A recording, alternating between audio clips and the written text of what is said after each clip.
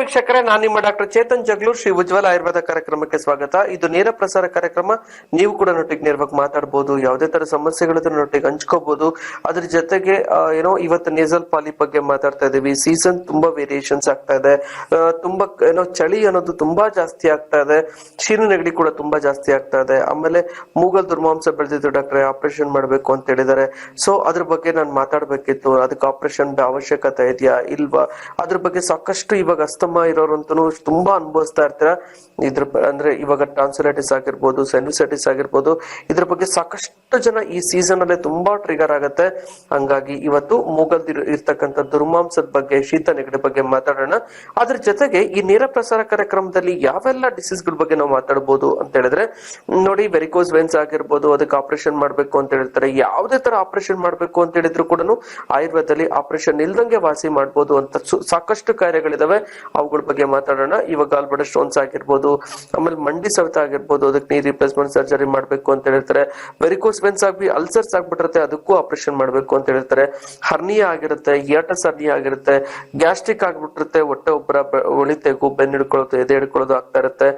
ಜೊತೆಗೆ ಈ ಥೈರಾಯ್ಡ್ ಇರುತ್ತೆ, ಆಮೇಲೆ ಮೈಗ್ರೇನ್ ಹೆಡ್ಏಕ್ ಇರುತ್ತೆ, ಮೂಗಲ್ ದುರ್ಮಾಂಸ ಬೆಳೆದಿರೋದು, ಮತ್ತೆ ಸೊಂಟ ನೋವು ಬಂದಿರೋದು, ಈ ರೀತಿ ಹಲವಾರು ಕಾಯಿಲೆಗಳಿಗೆ, ಆಮೇಲೆ ಹಾರ್ಟ್ ಅಟ್ಯಾಕ್ ಆಗಿರ್ಬೋದು, ಗರ್ಭಚೀಲದ ಸಮಸ್ಯೆ ಆಗಿರ್ಬೋದು, ಕಿಡ್ನಿ ಸ್ಟೋನ್ಸ್ ಆಗಿರ್ಬೋದು, ಆಮೇಲೆ ಪ್ರೋಸ್ಟೇಟ್ ಎನ್ಲಾರ್ಜ್ಮೆಂಟ್ ಆಗಿರ್ಬೋದು, ಈ ರೀತಿ ಹಲವಾರು ಕಾಯಿಲೆಗಳಿಗೆ ನಿಮ್ಗೆ ಏನಾದ್ರು ಆಪರೇಷನ್ ಮಾಡ್ಲೇಬೇಕು ಅಂತ ಹೇಳಿದ್ರೆ ಯಾವುದೇ ಕಾರಣಕ್ಕೂ ಆಪರೇಷನ್ ಬೇಕಾಗಿಲ್ಲ. ಸಿಂಪಲ್ ಆಗಿರ್ತಕ್ಕಂಥ ಮೆಡಿಸಿನ್ಸ್ ಗಳಿಂದಾನೇ ನಾವು ವಾಸಿ ಮಾಡ್ಬೋದು ಅಂತ ಹೇಳ್ತಾ ಇವತ್ತು ನೇಸಲ್ ಪಾಲಿ ಬಗ್ಗೆ ಮಾತಾಡೋಣ. ಆದ್ರೆ ಒಬ್ರು ಕಾಲರ್ ವೇಟ್ ಮಾಡ್ತಿದ್ರೆ, ಅವರಿಗೆ ಸಮಯ ಕೊಡೋಣ.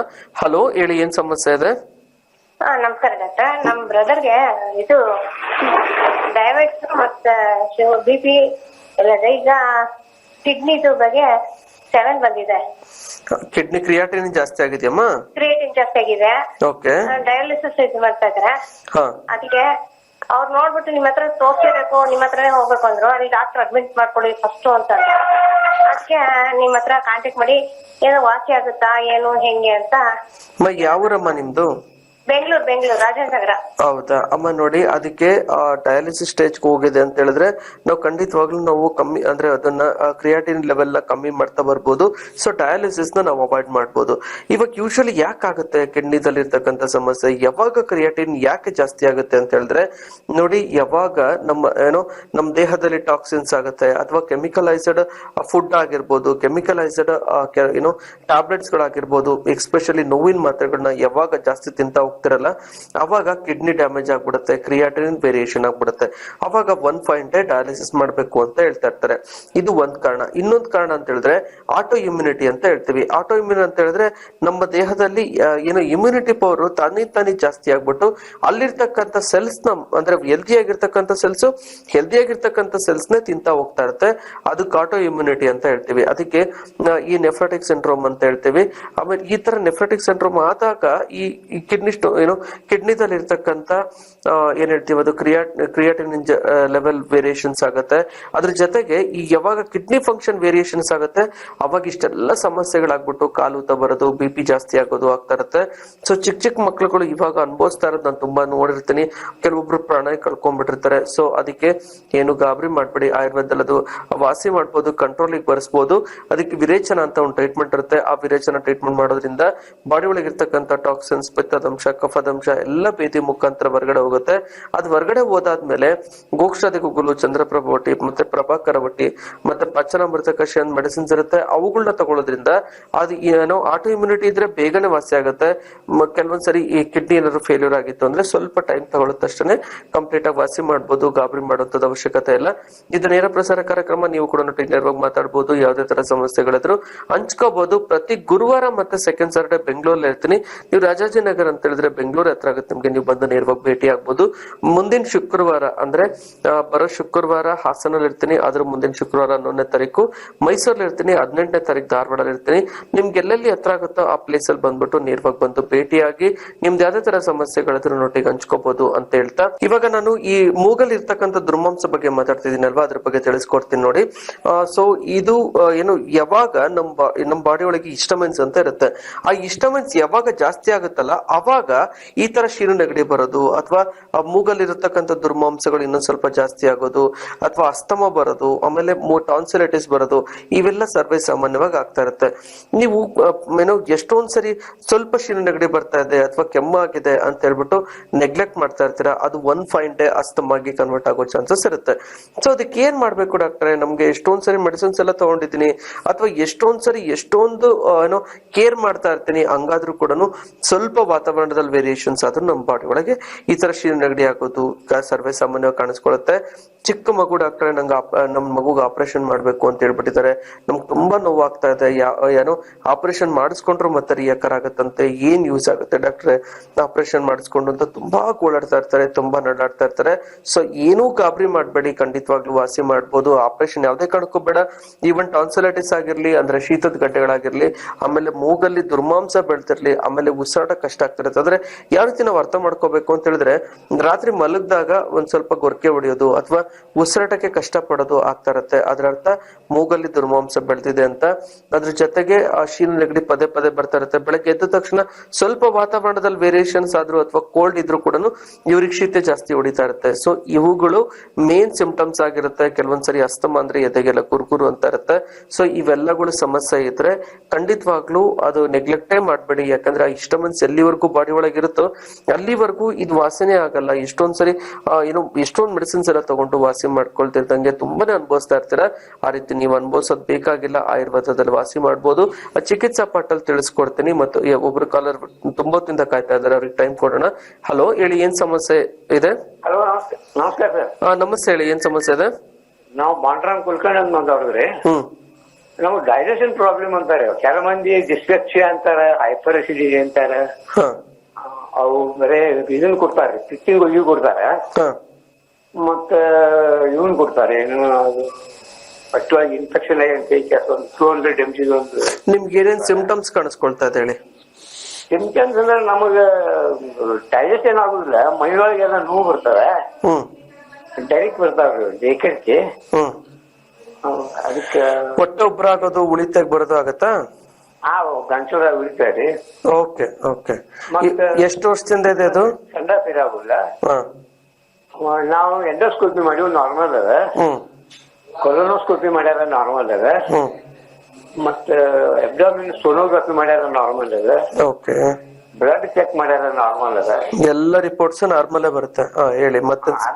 ಅದಕ್ಕೆ ನಮಗೆ ಏನ್ ಬೇಕಾಗಿದಂದ್ರೆ ನೀವು ಡೈಲಿ ಪಿಟ್ ಇವು ತೋರಿಸಂತ ಒಮ್ಮೆ ಪಿಟ್ಟಿಂಗ್ ಇವು ಕೊಡ್ತಾರಲ್ಲ, ಇವೆಲ್ಲ ಬಂದಾಗಿ ಆಯುರ್ವೇದ ಏನಾರೇ ಒಂದ್ ಸ್ವಲ್ಪ ಅಂತ ಔಷಧ ಇದ್ರೆ ಡೈಜೆಷನ್ ಆಗುವ ಹಂಗಾಗೋದು ಖಂಡಿತವಾಗ್ಲೂ ವಾಸಿ ಆಗುತ್ತೆ. ಏನು ಗಾಬರಿ ಮಾಡೋದ ಅವಶ್ಯಕತೆ ಇಲ್ಲ. ನೋಡಿ, ಇದಕ್ಕೆ ಗುಲ್ಮ ಅಂತ ಹೇಳ್ತೀವಿ. ಗುಲ್ಮ ಅಂತ ಹೇಳಿದ್ರೆ ಬಾಡಿ ಒಳಗೆ ವಾಯು ಅಂಶ ಜಾಸ್ತಿ ಆಗ್ಬಿಟ್ಟು ಅದು ಬೆನ್ನಿಗೆ ಹೋಗುತ್ತೆ, ಬೆನ್ನು ಹಿಡ್ಕೊಳ್ಳುತ್ತೆ, ಎದೆಗೆ ಹೋಗುತ್ತೆ, ಎದೆ ಹಿಡ್ಕೊಳ್ಳುತ್ತೆ, ಮೀನ್ ಕಂಡಗಳಿಗೆ ಹೋಗುತ್ತೆ, ಅಲ್ಲಿ ಹಿಡ್ಕೊಳ್ಳುತ್ತೆ. ಆಮೇಲೆ CT ಸ್ಕ್ಯಾನ್, MRI ಸ್ಕ್ಯಾನ್, ಆಮೇಲೆ ಎಂಡೋಸ್ಕೋಪಿ, ಕೊಲೋಸ್ಕೋಪಿ, ಇವ್ರು ಹೇಳ್ದಂಗೆ ಎಲ್ಲಾ ತರದ ಸ್ಕ್ಯಾನು ಮಾಡಿಸ್ಬಿಟ್ಟಿರ್ತಾರೆ. ಆದ್ರೆ ಎಲ್ಲಾ ಸ್ಕ್ಯಾನಿಂಗ್ ರಿಪೋರ್ಟ್ಸ್ ನಾರ್ಮಲ್ಲೇ ಬರ್ತಾ ಇರುತ್ತೆ. ಏನಪ್ಪಾ ಇದು ಒಂಥರ ವಿಚಿತ್ರ ಕಾಯಿಲೆ, ನನಗೇನಾದ್ರೂ ಏನೋ ಕೆಲವೊಂದ್ಸರಿ ಅಂತೂ ವಯಸ್ಸಾಗ್ತಾ ಆಗ್ತಾ ಅಪ್ಪ ಪ್ರಾಣ ಹೊಟ್ಟೋದ್ರೆ ಸಾಕಪ್ಪ, ಈ ತರ ನಡಾಡೋದ್ ಬೇಡ, ಆ ತರದ್ದು ಕೂಡ ಅನುಭವಿಸ್ತಾ ಇರ್ತಾರೆ. ಸೊ ಒಂದೊಂದ್ಸರಿ ಅಂತೂ ಬೆನ್ನು ಹಿಡ್ಕೊಳ್ತು ಅಥವಾ ಎದೆ ಹಿಡ್ಕೊಳ್ತು ಅಂದ್ರೆ ಹೋಗಿ ECG TMT ಎಲ್ಲ ಮಾಡಿಸೋದು, ಕೆಲವೊಂದ್ಸರಿ ಆಂಜಿಯೋಗ್ರಾಮ್ ಕೂಡ ಮಾಡಿಸ್ಬಿಡ್ತಾರೆ. ಏನಾದ್ರು ಹಾರ್ಟ್ ಅಟ್ಯಾಕ್ ಆಗ್ಬಿಡ್ತಾ, ಒಳಗಡೆ ಏನಾದ್ರು ಹಾರ್ಟ್ ಅಲ್ಲಿ ಪ್ರಾಬ್ಲಮ್ ಇದೆಯಾ ಅಂತ. ಆದ್ರೆ ಎಲ್ಲಾ ರಿಪೋರ್ಟ್ಸ್ ನಾರ್ಮಲ್ ಇರುತ್ತೆ. ಸೊ ಅದಕ್ಕೆ ಏನೂ ಗಾಬರಿ ಮಾಡ್ಬೇಡಿ, ಆಯುರ್ವೇದದಲ್ಲಿ ವಾಸಿ ಮಾಡ್ಬೋದು. ಈ ಗುಲ್ಮ ಅಂದ್ರೆ ಕಾಯಿಲೆನೆ ಹಂಗೆ. ಯಾಕೆ ಎಲ್ಲ ರಿಪೋರ್ಟ್ಸ್ ಯಾಕೆ ನಾರ್ಮಲ್ ಬರುತ್ತೆ ಅಂದ್ರೆ ವಾಯು ಅಂಶ ಕಣ್ಣಿಗೆ ಕಾಣಲ್ಲ, ಹಂಗಾಗಿ ಆ ರಿಪೋರ್ಟ್ಸ್ ಕೂಡ ನಾರ್ಮಲ್ಲೇ ಬರುತ್ತೆ ಅಂತ ಹೇಳ್ಬೋದು. ಸೊ ಅದಕ್ಕೆ ಏನೂ ಗಾಬರಿ ಮಾಡ್ಬಿಡಿ, ಆಯುರ್ವೇದದಲ್ಲಿ ವಾಸಿ ಮಾಡ್ಬೋದು. ಯಾವ ರೀತಿ ಅಂತ ಹೇಳಿದ್ರೆ ವಿರೇಚನ ಅಂತ ಒಂದು ಮೆಡಿಸಿನ್ಸ್ ಇರುತ್ತೆ. ಆ ವಿರೇಚನ ಟ್ರೀಟ್ಮೆಂಟ್ ಮಾಡೋದ್ರಿಂದ ಬಾಡಿಲಿ ಇರ್ತಕ್ಕಂಥ ಟಾಕ್ಸಿನ್ಸ್, ಪಿತ್ತದಂಶ, ಕಫದಂಶ ಎಲ್ಲ ಬೇದಿ ಮುಖಾಂತರ ಹೊರಗಡೆ ಹೋಗುತ್ತೆ. ಯಾವಾಗ ಬೇದಿ ಮುಖಾಂತರ ಟಾಕ್ಸಿನ್ಸ್ ಎಲ್ಲ ಹೊರಗಡೆ ಹೋಯ್ತು, ಆ ಡಿಸೀಸ್ ಕಂಪ್ಲೀಟ್ ಆಗಿ ವಾಸಿ ಆಗುತ್ತೆ. ಸೊ ಅದಕ್ಕೆ ಮುಂಚೆ ಎಲ್ಲ ಹಾಸ್ಪಿಟ್ಲಿಗೆ ಬರ್ಬೇಕು, ಅಡ್ಮಿಟ್ ಆಗ್ಬೇಕು ಅಂತೆಲ್ಲ ಹೇಳ್ತಾ ಇದ್ವಿ. ಇವಾಗೇನ್ ಅವಶ್ಯಕತೆ ಇಲ್ಲ. ನಾವು ಹಾಸ್ಪಿಟಲ್ ಅಲ್ಲಿ ಏನ್ ಮೆಡಿಸಿನ್ಸ್ ಎಲ್ಲ ಟ್ರೀಟ್ಮೆಂಟ್ ಎಲ್ಲ ಮಾಡ್ತೀವಲ್ವಾ, ಅದು ಡೋಸ್ ಅಡ್ಜಸ್ಟ್ ಮಾಡ್ಬಿಟ್ಟು ಮನೇಲೆ ಕೊಟ್ಟಿರ್ತೀವಿ, ಮನೇಲೆ ಮಾಡ್ಕೋಬಹುದು.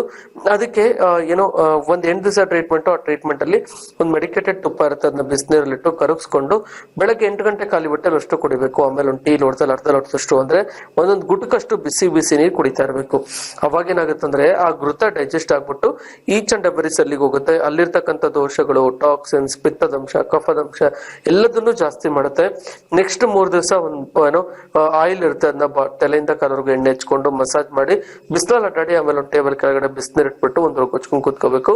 ಅವಾಗ ಬಾಡಿಗೆಲ್ಲ ಹಬೆ ಬರುತ್ತೆ. ಆಮೇಲೆ ಬಿಸಿ ಬಿಸಿ ನೀರಲ್ಲಿ ಸ್ನಾನ ಮಾಡ್ಬೇಕು. ಅವಾಗ ಏನಾಗುತ್ತಂದ್ರೆ ಆ ದೋಷಗಳೆಲ್ಲ ಕರಗ್ಬಿಟ್ಟು ಅನ್ನ ನಡಕ್ ಬರುತ್ತೆ. ಲಾಸ್ಟ್ನೇ ದಿವಸ ಅಂದ್ರೆ 8ನೇ ದಿವಸ 1-2 ಮಾತ್ರೆ ಇರುತ್ತೆ. ಆ ಮಾತ್ರೆ ತಗೊಂಡು 1-2 ಲೀಟರ್ ತಣ್ಣೀರಿಗೆ ಗ್ಲೂಕೋಸ್ ಪುಡಿ ಮಿಕ್ಸ್ ಮಾಡಿ ಆ ನೀರ್ನ ಕುಡಿತಾ ಬರಬೇಕು. ಅವಾಗ ಲೂಸ್ ಮೋಷನ್ ಆಗುತ್ತೆ. 5 ಸರಿ, 10 ಸರಿ, 15 ಸರಿ, 20 ಸರಿವರೆಗೂ ಲೂಸ್ ಮೋಷನ್ ಆಗುತ್ತೆ. ಎಷ್ಟು ಸರಿ ಆದ್ರೂ ಒಳ್ಳೇದೇ.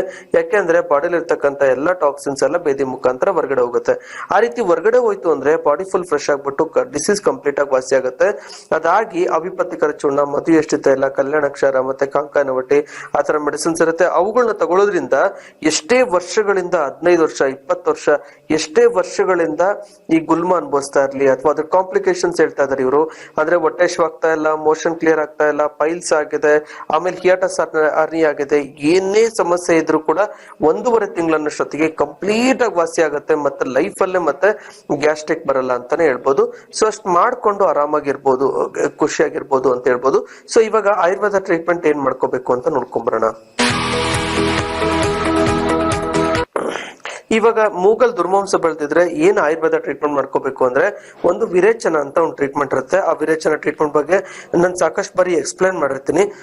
ನೋಡಿ ಏನಾಗತ್ತಂದ್ರೆ ಒಂದು ಮುಂಚೆ ಎಲ್ಲ ಹಾಸ್ಪಿಟ್ಲಿಗೆ ಬರ್ಬೇಕು ಅಂದ್ರೆ ಪಂಚಕರ್ಮ ಟ್ರೀಟ್ಮೆಂಟ್ ಗೆ ಹಾಸ್ಪಿಟ್ಲಿಗೆ ಬರ್ಬೇಕು, ಅಡ್ಮಿಟ್ ಆಗ್ಬೇಕು ಅಂತೆಲ್ಲ ಹೇಳ್ತಾ ಇದ್ವಿ. ಆದ್ರೆ ಇವಾಗ ಏನ್ ಅವಶ್ಯಕತೆ ಇಲ್ಲ. ನಾವ್ ಏನ್ ಹಾಸ್ಪಿಟಲ್ ಮಾಡ್ತೀವಲ್ವಾ ಅದ್ರ ಮೆಡಿಸಿನ್ಸ್ ಎಲ್ಲ ಡೋಸ್ ಅಡ್ಜಸ್ಟ್ ಮಾಡ್ಬಿಟ್ಟು ನೀವು ಮನೇಲೆ ಕೊಟ್ಟಿರ್ತೀನಿ, ಮನೇಲೆ ಅದನ್ನ ತಗೋಬಹುದು.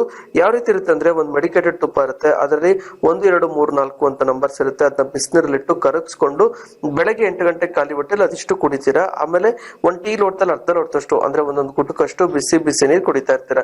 ಅವಾಗ ಏನಾಗುತ್ತೆ ಅಂದ್ರೆ ಆ ಘೃತ ಡೈಜೆಸ್ಟ್ ಆಗ್ಬಿಟ್ಟು ಈಚ್ ಅಂಡ್ ಎವರಿ ಸೆಲ್ಲಿಗೆ ಹೋಗುತ್ತೆ.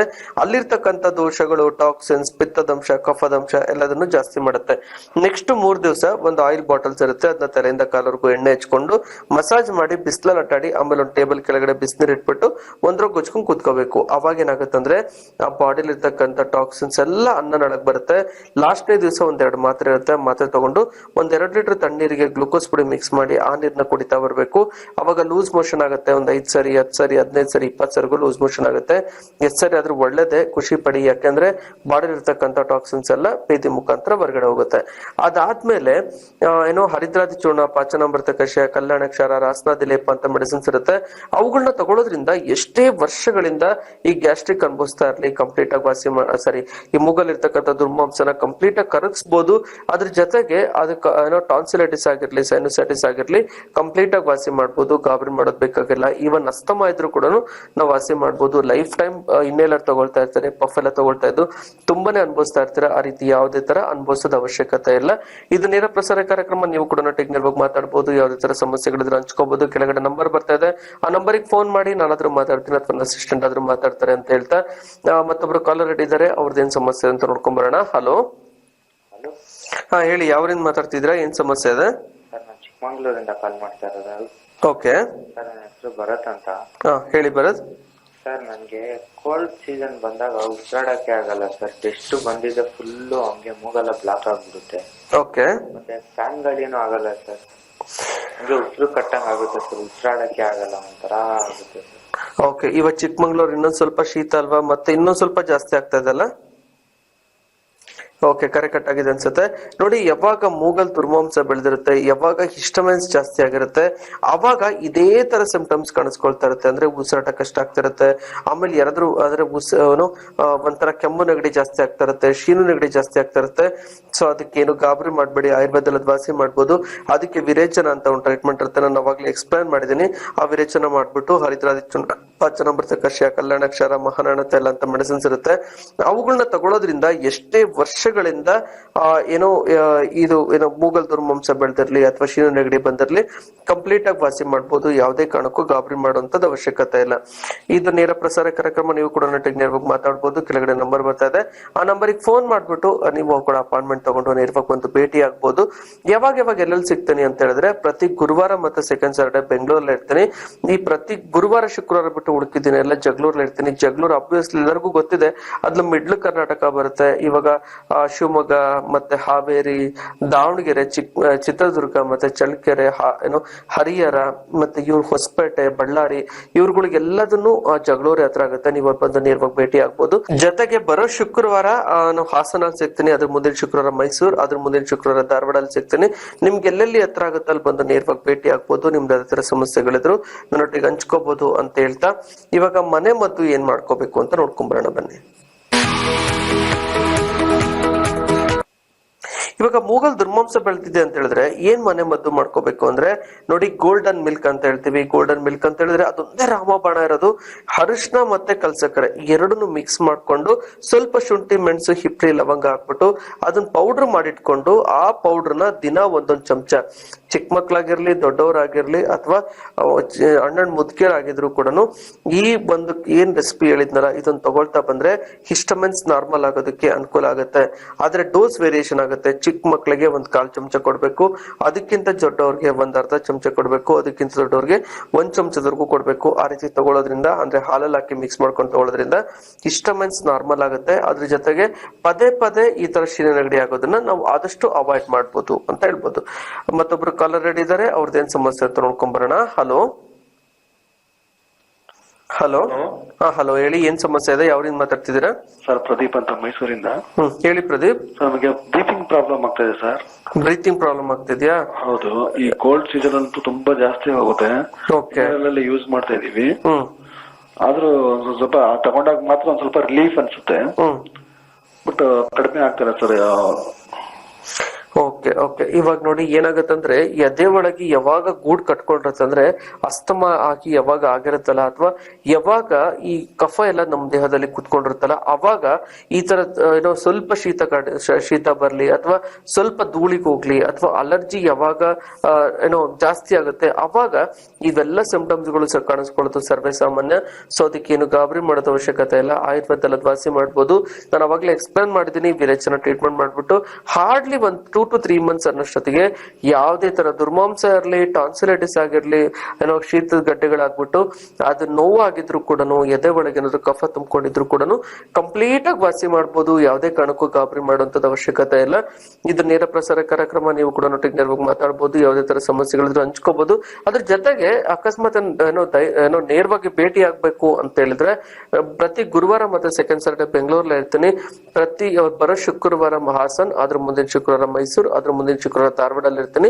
ಗುರುವಾರ ಶುಕ್ರವಾರ ಬಿಟ್ಟು ಉಳ್ಕಿದ್ದೀನಿ ಎಲ್ಲ ಜಗಳೂರಲ್ಲಿ ಇರ್ತೀನಿ. ಅಲ್ಲೂ ಬಂದು ನೇರವಾಗಿ ಭೇಟಿ ಆಗ್ಬೋದು. ನಿಮ್ದು ಯಾವ ತರ ಸಮಸ್ಯೆಗಳಿದ್ರೆ ನೊಟ್ಟಿಗೆ ಹಂಚ್ಕೋಬಹುದು ಅಂತ ಹೇಳ್ತಾ ಇವಾಗ ಆಹಾರ ವಿಹಾರ ಏನ್ ಮಾಡ್ಕೋಬೇಕು ಅಂತ ನೋಡ್ಕೊಂಬರೋಣ. ಇವಾಗ ಏನ್ ತಿನ್ಬೇಕು ಡಾಕ್ಟ್ರೆ? ನಮ್ಗಂತೂ ತುಂಬಾ ಗೊತ್ತೇ ಆಗ್ತಾ ಇಲ್ಲ. ಇವಾಗಂತೂ ಶೀತಗಾಲ ಬರ್ತಾ ಇದೆ, ನನಗೆ ಕರ್ದಿರೋ ಪದಾರ್ಥಗಳು ತಿನ್ಬೇಕು ಅನ್ಸುತ್ತೆ. ಆದ್ರೆ ಕರ್ದಿರೋ ಪದಾರ್ಥಗಳು ಅಥವಾ ಹೊಗೆ ಏನಾದ್ರು ಜಾಸ್ತಿ ಹಾಕಿದ್ರು ಅಥವಾ ಒಗ್ಗರಣೆ ಹಾಕಿದ್ರು ಕೂಡ ನಂಗೆ ಶೀನ್ ಜಾಸ್ತಿ ಬರುತ್ತೆ. ನಂಗೆ ಏನ್ ಮಾಡ್ಬೇಕು ಅಂತ ಗೊತ್ತಾಗ್ತಾ ಇಲ್ಲ.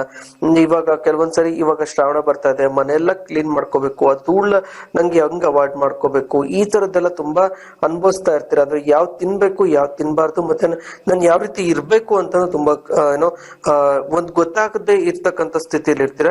ಸೊ ನೋಡಿ, ನಾನು ಹೇಳೋದಿಷ್ಟೇನೆ, ನಿಮಗೆ ಯಾವ್ದ್ರಿಂದ ಅಲರ್ಜಿ ಬರ್ತಾ ಇದೆ ಅಂತ ನೋಡ್ಕೊಳ್ಳಿ. ಫಾರ್ ಎಕ್ಸಾಂಪಲ್, ಇವಾಗ ಧೂಳಿಂದ ಅಲರ್ಜಿ ಇದ್ರೆ ಧೂಳನ್ನ ಅವಾಯ್ಡ್ ಮಾಡಿ, ಕೋಲ್ಡ್ ಅಲರ್ಜಿ ಇದ್ರೆ ಕೋಲ್ಡ್ ನ ಅವಾಯ್ಡ್ ಮಾಡಿ, ಆಮೇಲೆ ಶೀತ ಮೊಸರು, ಮಜ್ಜಿಗೆ ಆ ತರದ್ ಏನಾದ್ರು ತಿಂದಾಗ ನಿಮಗೆ ಕೋಲ್ಡ್ ಆಗ್ತಾ ಇದ್ರೆ ಅವನ್ನ ಅವಾಯ್ಡ್ ಮಾಡಿ. ಐಸ್ ಕ್ರೀಮ್ ತಿಂದ್ರೆ ಆಗ್ತಾ ಇದೆ ಅಂದ್ರೆ ಅವಾಗ ಮಾತ್ರ ಅವಾಯ್ಡ್ ಮಾಡಿ.